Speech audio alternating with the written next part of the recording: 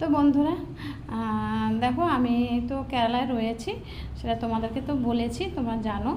তো আমি আজকে বাজারে গেছিলাম, তো বাজার কি নিয়ে এসেছি সেটা তোমাদেরকে দেখাচ্ছি। এই যে পমফ্রেট মাছটা আমি আনছি।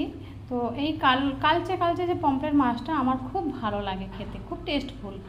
তো সাদা পমফ্রেট তো খেয়েছি অনেকবার, কালচে পমফ্রেটটা আমি মানে কলকাতায় ওঠে কিন্তু তাড়াতাড়ি করে শেষ হয়ে যায়, পাই না আর। তো আমি এখানে এসে এই কালো পমফ্রেটটা আমি দেখতে পেয়েছি, কালচে কালচে যে, তো দেখতে পেয়েছি। একবার দেখতে পেয়েছিলাম, সেটা হচ্ছে 1-1.5 কিলো মতন ছিল। তো এত বড় কি নিয়ে কি করব, মা ছেলে খাবো, আমি তো কেরালায়, তো মা ছেলে এত বড় 1-1.5 কিলো নিয়ে কি করব।